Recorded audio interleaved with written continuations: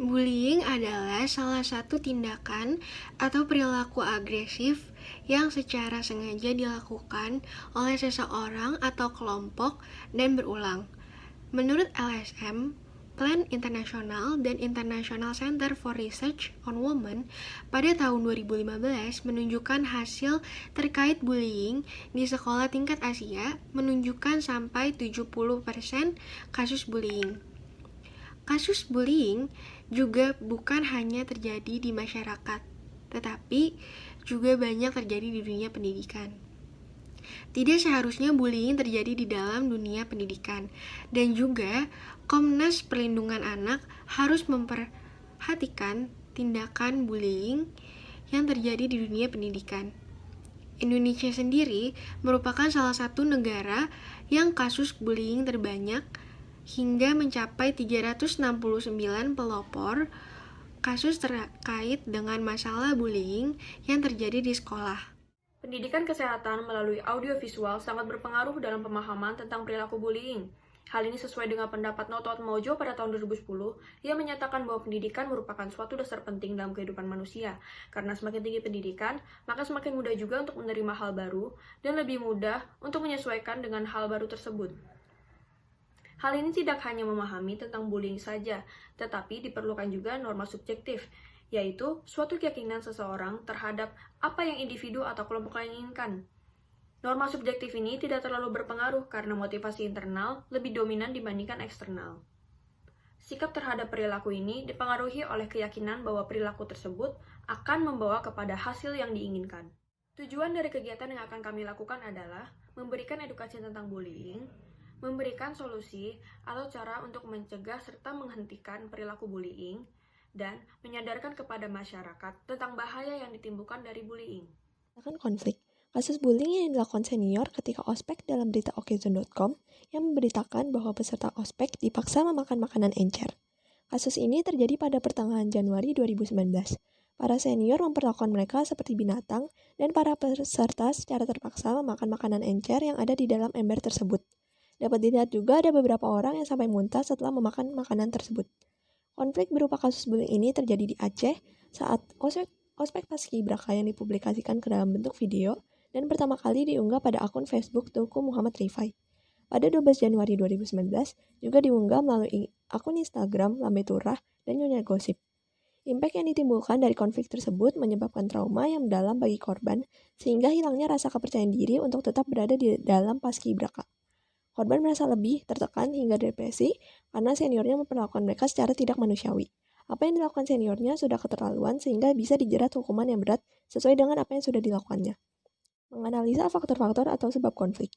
Pertama, faktor penyebab konflik. Kurangnya perhatian atau kasih sayang dari orang terdekat, keinginan untuk terlihat hebat atau keren, keikut-ikutan oleh perlakuan teman atau gengnya, kurang kepedulian antar sesama, merasa iri atas pencapaian orang lain.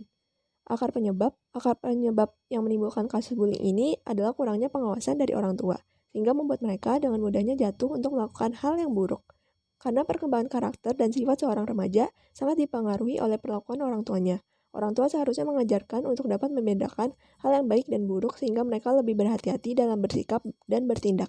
Merancang solusi. Apa yang akan dilakukan untuk mencegah kasus bullying supaya tidak terjadi lagi? Yang pertama, meningkatkan ketahanan keluarga dan pola pengasuhan.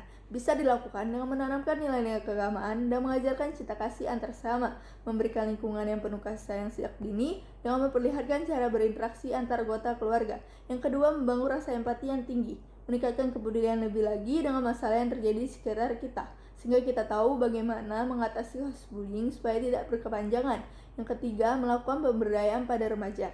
Hal ini dilakukan supaya remaja bisa mendeteksi sejak dini kemungkinan terjadinya bullying, mampu melawan ketika terjadi bullying pada dirinya.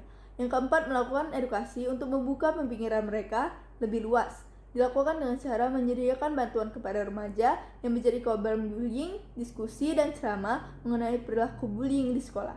Bagaimana dapat dijalankan?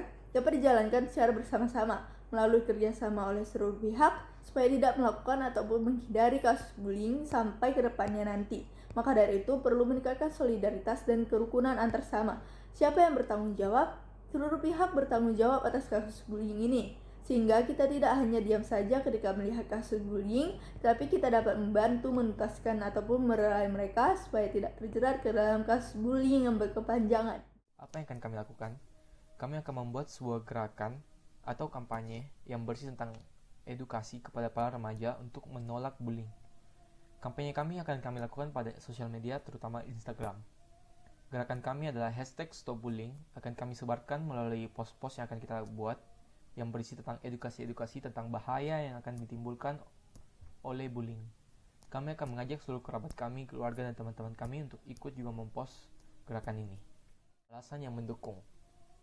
Alasan kami melakukan kegiatan ini adalah karena seperti yang kita tahui, belakangan ini kasus bullying sangatlah banyak terjadi di Indonesia, khususnya pada remaja, sehingga banyak remaja menjadi korban dan mengalami dampak yang besar dari hal ini, seperti depresi, tidak percaya diri, tidur tidak nyenyak, cemas, dan bahkan sampai keluar sekolah. Maka dari itu, dengan mengadakan kegiatan ini, kami berharap setelah kegiatan ini dilaksanakan, para remaja menjadi lebih mengerti dan memahami tentang bullying dan dampaknya. Para remaja juga lebih menyadari dan menghindari perilaku tersebut, supaya dapat mengurangi kasus-kasus bullying yang terjadi pada remaja Indonesia. Struktur organisasi dan job description, Alberta Gunanto bertugas untuk membantu mengarahkan seluruh kegiatannya akan dibuat seperti apa dan berkomunikasi dengan selebgram yang akan melakukan promosi.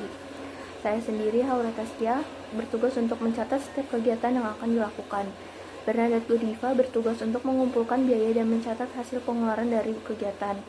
Rizan Limpa bertugas untuk membantu mempromosikan dan memposting konten di Instagram serta mendokumentasikan setiap kegiatan yang akan dilakukan. Angelica Sharon bertugas untuk menyiapkan konten-konten di Instagram. Reval Zeniago bertugas untuk membuat akun Instagram dan menyiapkan konten Instagram serta membuat caption pada setiap konten. Malaysia Tantri bertugas untuk membuat caption pada setiap konten Instagram. Timeline 6-9 Desember 2020 mempersiapkan konten Instagram. 10-11 Desember melakukan diskusi dan revisi konten jika belum sesuai. 12-13 Desember memposting konten Instagram. 14 Desember melakukan kerjasama dengan selebgram untuk menyebarluaskan konten yang sudah dibuat. Estimasi biayanya untuk promosi selebgram sendiri kita sekitar 500.000, dan untuk desain kontennya itu kita membutuhkan biaya sekitar 50.000. Kesimpulan. Jadi kesimpulannya itu kasus bullying yang masih sering terjadi di masyarakat, tentunya remaja di Indonesia, membawa keresahan yang sangat mendalam bagi diri sendiri dan masyarakat luas tentunya. Maka dari itu perlunya untuk meningkatkan kesadaran masyarakat sekitar supaya lebih meningkatkan rasa empati dan jiwa kepedulian sosial terhadap mereka yang terkena dampak bullying. Hal ini dilakukan untuk membuat masyarakat menjadi terbebas dari masalah bullying yang masih beredar sangat luas di Indonesia, sehingga diperlukan kerjasama yang kuat supaya dapat terhindar dari bullying.